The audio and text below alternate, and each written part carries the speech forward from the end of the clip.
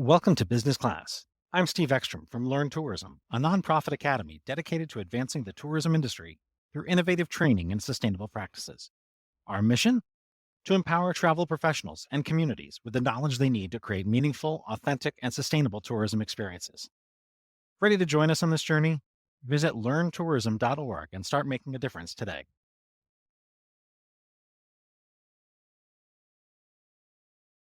Welcome to Business Class.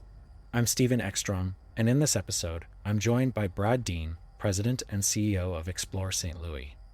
Brad shares the incredible journey that took him from corporate finance to hospitality leadership and what he's learned along the way about hiring great people, leading through change, and telling a city's story with heart. We talk about everything from the power of humility and curiosity to how AI is reshaping tourism marketing. And yes, we even get into conga lines at soccer games. It's a thoughtful, inspiring conversation with one of the industry's most genuine leaders. Welcome to Business Class. It is a pleasure to have you joining us today. You've got quite a notable career. Notable in the sense that I've hired some really good people that have done great work and make me look better than I deserve. That's probably the most notable thing about my career. How did you get started in the industry? Actually, by accident, really. Started out in corporate finance, thought I would be a financial guru on Wall Street, went into a training program in manufacturing, ironically. And the interest of that program was for me that they put you into the business. So I got to rotate through essentially 4 or 5, 6-month internships at really high levels, mostly in manufacturing. But what I learned in that experience was 2 things. One, a fascinating experience in Puerto Rico, where I got to travel through the island visiting manufacturing plants. I also got to work for an extraordinary individual who had a great impact on my life and became a mentor. I followed that individual out of the manufacturing industry into a European conglomerate that owned gaming, hotels, restaurants, and at one point owned Universal Studios. And so I really found my way into the industry by following a mentor and just wanting to work for somebody great, and then found hospitality and caught the hospitality bug and never left. So you mentioned you surround yourself with smart people. What are 2 or 3 traits you look for in somebody that you're considering as a new hire? Yeah, 3 things I always look for in any level, any type of position. It could be a receptionist, a janitor. It could be a chief marketing officer or a chief financial officer. I look for somebody that's hungry, happy, and humble. Hungry in the sense that they want to be a part of something. They want to accomplish something. They wake up every day with drive and determination to make the world around them or the people around them better. Certainly like happy people. There is a place in the world for unhappy people. It's just not working with me. And I don't mean happy-go-lucky, but happy meaning we believe the glass is half full, or we're going to convince ourselves that glass is half full or make it half full. But then I also think there's a level of humility that I think is healthy, in, especially when you're leading teams, and not humility as in the woe is me, but humility in that it's always got to be about we and not about me. And so, for example, in Puerto Rico, we really started by hiring for values. We knew there would be people with skills, and we figured if they didn't have all the skills they need, train them, because the fact is, when you've opined many times on social media, the world is changing too quickly today to think that those of us who learned it before know it as well as we need to now. So I really start from the standpoint of if I can find somebody that's happy, hungry, and humble, they've got the hard stuff. I can give them the other stuff that'll make them great, or at least encourage them to be great. What has been the greatest challenge that you've faced in your career? And how did you deal with it? I'll answer that in 2 parts, if I may, both personally and professionally. For me, probably the greatest personal challenge as a leader, my leadership journey, was learning that change only lasts, it only works, it only makes the true impact if it comes through people, not at people. Boy, if I had known that in my career, because I thought being a change agent meant winning, going out and making changes. And somewhere along the line, I think probably more through failing and frustration than through success, I learned that it's so much more important to be talking to people, not talking at them, and to make sure that change comes through people. And when you realize as a leader, in some sense, it's challenging. In the other sense, it's liberating, because it's no longer about, I have to have the right idea or the best idea. It's about, how can I understand you and how to influence you and bring you along? Or how do I listen to you to take your idea and my idea and make 1 + 1 = 3? And so I think personally as a leader, that was a learning experience. And I owe a public apology to all those people who were working with me and for me many years ago were probably thinking, that's not the guy I worked for. I wish I had learned that earlier in my career. Professionally, I think for me, the greatest challenge has been, and Stephen Covey actually defines this in his book, The 7 Habits of Highly Effective People, probably better than anybody that I've found, is, I wish this were on video, I'd be doing like a TED Talk on this, but picture 3 circles. One inside the other, inside the other. And Covey defines these as 3. One is your circle of control. One is the circle of influence. And then the other is the circle of everything else. And Covey makes a really interesting point. And he says there's some people that focus on just those things that within your circle of control. And the truth is, we actually control very little, right? I learned this being a father of 2 teenagers. I might have been their father. I might have been putting food on the table and paying for the household, but I did not control those teenagers. The outer band there is influence, and then the one beyond that is out of your control. If you're focusing on things you don't control, you're just creating a sense of anxiety and frustration for yourself and others. Covey's point, which is so simple, but is so profound, is if you don't just worry about just the things under your control, but give up and let go on those things that are out of your control and focus on the things you can influence. What happens is over time, that sphere of things beyond your control start to slowly diminish because your influence allows you to create more impact. And that is so simple and yet so profound. And once I finally got that, it taught me and trained me as a leader that to be effective as a leader, it didn't mean I had to go higher up in the organization. It didn't mean I needed another certification. It definitely didn't mean that I had to have all the right ideas and the right answers. I had to work on my ability to influence people. And that leads us back to connecting on that one-on-one basis. So I think for me, part of the leadership journey, a big part, in fact, was learning that change only lasts and only matters when it comes through people. And that as a leader, I get better by expanding my sphere of influence, not focusing on my sphere of control. How would you want your staff to describe you? I would hope that my staff described me as, he believes in me sometimes more than I believe in myself. He gives me guidance when I need it. He gives me encouragement when I need it, but he always listens and he appreciates what I do. And if my staff feels that way about me, then I feel like I've led them pretty well. And then it's just a matter of, do I do my job? And frankly, I define my job as knocking obstacles out of the way and getting them the resources to do their job. So I hope my staff would see it that way. And if they do, then somewhere along the line, I've been successful. You mentioned you have a couple children. How would you want them to describe you? I hope my children see me as a role model who loved them, who encouraged them, who gave them faith, and gave them the guidance, direction, and when necessary, the kick in the rear end they needed. What's something that you enjoy that would probably surprise most of the people who know you professionally? I don't know if it'd surprise them. I'm an avid reader. Reading for me is relaxation. It's one of the few things that I can just be at peace with. And wherever I'm reading, it could be in a park, it could be in an Uber, it could be on a plane. But I really enjoy history, and I enjoy reading about leadership and maybe a little bit about business and sports. So I'm definitely an avid reader. Something that probably people would be surprised to know that, or those who know me well would not be surprised to know that I love sports. But for me, what I love about sports is not just rooting for my team. I love the storyline in a sporting event.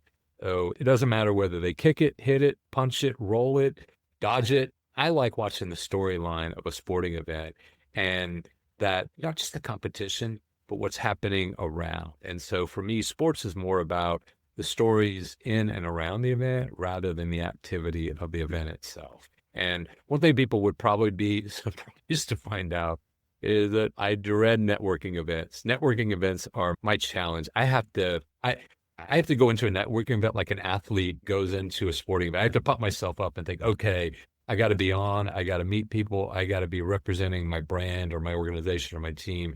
I am not a natural networker. Some people might be surprised if they've met me. Then again, maybe not. Maybe they think, I called that one for. But for me, that in-person connection is so important. But being in a room full of networkers is a little intimidating, frankly, even at this point in my career.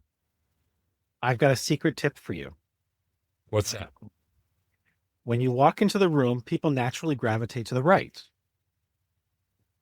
When you walk into the room knowing that you want to find a quick exit, work your way to the left, and you'll see more people as you walk your way to the exit.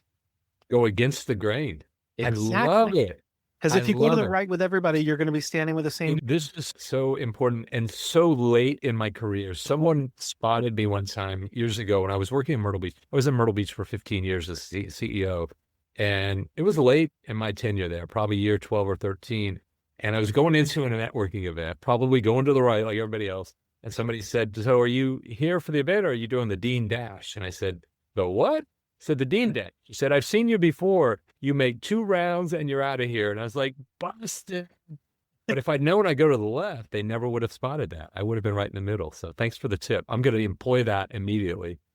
I want to hear how it works out. You mentioned storytelling in sports. You're fairly new to St. Louis. What is the St. Louis story that you want to tell?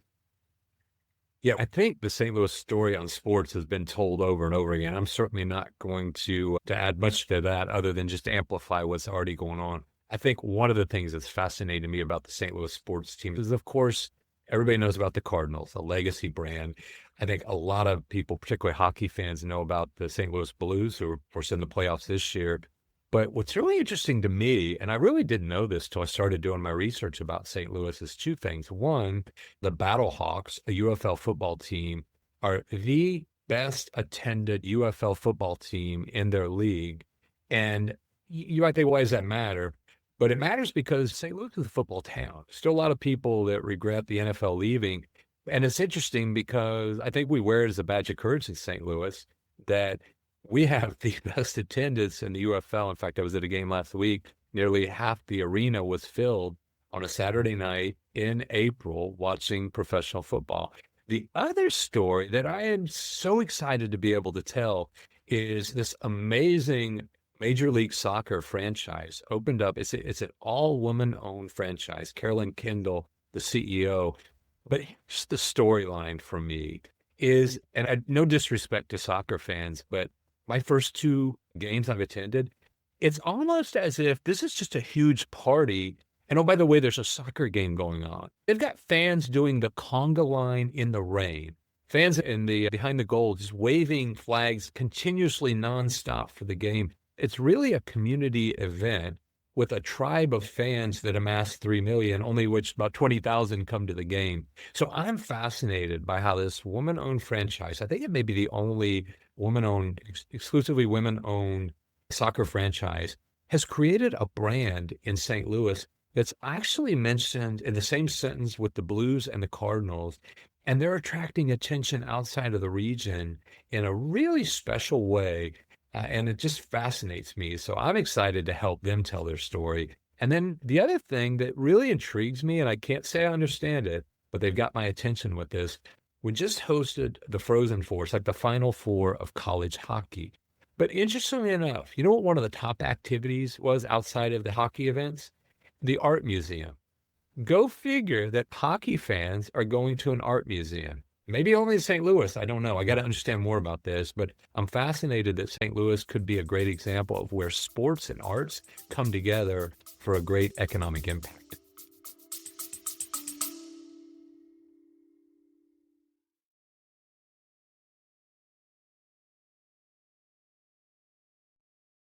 Before we dive back in, a quick word from our sponsor, Learn Tourism, the nonprofit academy, where we're dedicated to transforming the tourism industry with 4 key services. Our cutting-edge learning experience platform, which offers robust analytics and seamless updates. Our custom course development, which ensures tailored learning solutions. Subject matter experts who provide deep insights and valuable knowledge. And of course, our engaging speakers who are here to inspire and educate with impactful presentations. Discover how we can elevate your tourism education at learntourism.org. Now, in the more general sense, what would be the rest of the St. Louis story beyond sports? Yeah, I think the St. Louis story is an exciting chapter to be written. Yes, we all know about the Budweiser beer and Cardinals, and of course, everybody knows about the Arch. But there's a next level of this story that I don't think has quite been told, at least not at the level and to the scope that I'm hoping. Part of it is urban exploration. You think about St. Louis having Forest Park, an urban green space bigger than Central Park in New York. And it's not just a forest. There's bald eagles flying through there right now. You can sight them throughout the spring and summer. There's an extraordinary art museum with Van Goghs. There is an amazing history museum, not just history of St. Louis. It's telling consequential history that's impacted the nation. The Muni, which is outdoor performances in the spring, summer, and fall. This is an urban explorer's dream, and all within close proximity to downtown St. Louis and the Central West End. So when you start to look at that, and then you look at things like Faust Park, a really extraordinary park, public space in St. Louis County. They've got a butterfly museum, which is cool for kids. At the same place, they've taken, and this is fascinating to me, they've taken some of the old schoolhouses in the days of segregation. And how cool is this? You can actually go up and see the old original school for the white children and the black children. And here's what I love about this. St. Louis is bold enough to say, we're going to tell this story. And there's parts of our history we're not proud of, but we can't forget our history. Otherwise, we're going to have to relearn those painful lessons. So I love in the city that's just getting ready to reopen the old courthouse where the Dred Scott case was decided, we're also reminding people this is what it was like during the days of segregation. But now you can come experience that, learn that, but also be in a safe, welcoming environment where you can enjoy other things. I just love the diversity of attraction, the authenticity and the genuineness. And so I just think there's layers of St. Louis that quite been perhaps recognized or experienced in the level I'm hoping. Add to that an amazing array of neighborhoods, ethnic neighborhoods with unique history. And while if you visited St. Louis, you might have touched on a couple of them, being able to experience the Hill and some great Italian cuisine, Delmar Loop, North County, some of these really special, quaint places like Lafayette Square. I think it just helps to define the character and identity of this destination. Not to suggest that nobody's told the stories. I just don't know we've told them often enough and well enough. So my hope is at some point in the not too distant future, St. Louis will be more than just Budweiser beer and Cardinals baseball. It's going to be seen as an eclectic mix of experiences that appeal to urban explorers with a unique array of neighborhoods that have their own character and identity, but they all come together in a really special mosaic that differentiates St. Louis as a must-see, must-visit city. One of the things that you mentioned about the people you're looking to hire is that hunger and humility. And one of the things that I look at is, do they love to learn? What's a skill you would like to learn in the coming year or so? Yeah, I've given up on anything musical. I've tried. I don't think that side of my brain developed. So anything artistic, I think it's just not going to happen. I'll tell you what I'm fascinated by right now. And I think we all are experiencing unique opportunities. Some of us are taking advantage of it more than others. But with the explosive growth and outreach available through artificial intelligence, what I'm really hoping to learn is not just the AI part of the world that automates things, right? Matthew Upchurch from Virtuoso says it well. He says, use AI to automate the predictable so that we can focus on the extraordinary.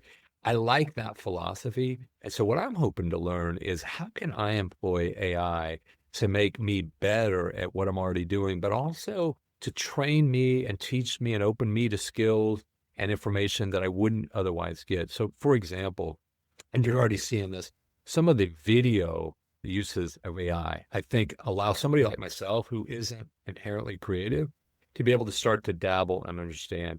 I'm also really intrigued by, as AI begins to embrace more unique identities and identifying characters like a brand voice, what that could do. Just imagine in those sessions that we've sat in before, where you're looking at research of this demographic versus that demographic with one brand identifier and one brand voice. Just imagine being able to use the explosive capabilities of AI to start to extrapolate brand positions in terms of more than just demographic segments, interest segments, and appeals. I can see this almost just like a vector diagram that I think is going to transform marketing. So the fact that I get to live at a time where this is coming into use just piques my entrepreneurial spirit. And it takes me back to my 20s when we were learning about this thing called the internet and what it might someday be. I think the AI explosion, if you will, is going to transform so much of what we do. And I'm just excited to be able to be part of a generation that can learn that even at a later stage of my career. And while I probably can't match those 20-somethings who are much better in tech than I am, it gives me hope for the day that someone that didn't grow up with a creative instinct might actually be able to be creative just in a whole new realm. I love that. We're early adopters on our team. There you go. There you So go. we- Nothing wrong with being an early adopter and willing to make mistakes. That's how we become quintessential serial entrepreneurs and creators. Exactly. And we've used AI in everything from our meeting notes and follow up to creating courses for folks that actually capture their brand voice and echo the content and spirit and nature of their own materials, their own websites to develop tourism ambassadors and whatnot. So I love it. This era of hyper segmentation is fascinating to me. And maybe it's because of my age and my perspective, but I remember, and you may too, there was a day when we said, listen, a good marketer knows their customer as well that they know their neighbor. And then it was customer as well as your family or your cousins. Now it's, you know your customer as well as you know yourself. It's almost an audience of one. That's exciting. And to me, it just opens up just layers of opportunity. And I guess for me, I think about the constraints we've worked within, successfully perhaps, but nonetheless, constraints, a lot of those are gone. So on the one hand, it'd be cool to be a 20-something, 30-something entering our industry today. On the other hand, I love the fact that I haven't forgotten how challenging some of those constraints were. Now, those walls are broken down. And you actually see it in the DMO world. You know, if you look at the DMOs that really excelled post-pandemic, it was not the usual suspects. And I think a lot of destination marketers who either weren't married to the traditions or just never had to work within those traditions were suddenly finding themselves in an era where the old norms didn't exist. And now you got to make the rules or break the rules. And that can be an exciting time if you embrace that. What did I not ask you that you wish I did? Oh, you've asked a lot of good questions, but I'll say this. What excites me most is in our world, in the space of travel and tourism marketing, is I think, while I know we've got some economic challenges ahead, right? But if we play the long game, we're actually in a golden era of travel. Now, I know if you look at the indicators right now, and the research is going to tell us that it's a lot of concern, a lot of anxiety. Okay, I'll give you that over the next few months. But I'm actually bullish on travel and tourism. I think it's one of the few things that's still a great connector of people. And as much as we could talk about technology and artificial intelligence, we still crave that human connection. I still need to know that I got to go left in that networking room and not go right. I'm not running away from the room. And so I feel like travel, maybe because the younger generation prioritizes it more, maybe because we appreciate it more post-pandemic, or maybe just because it's become more essential.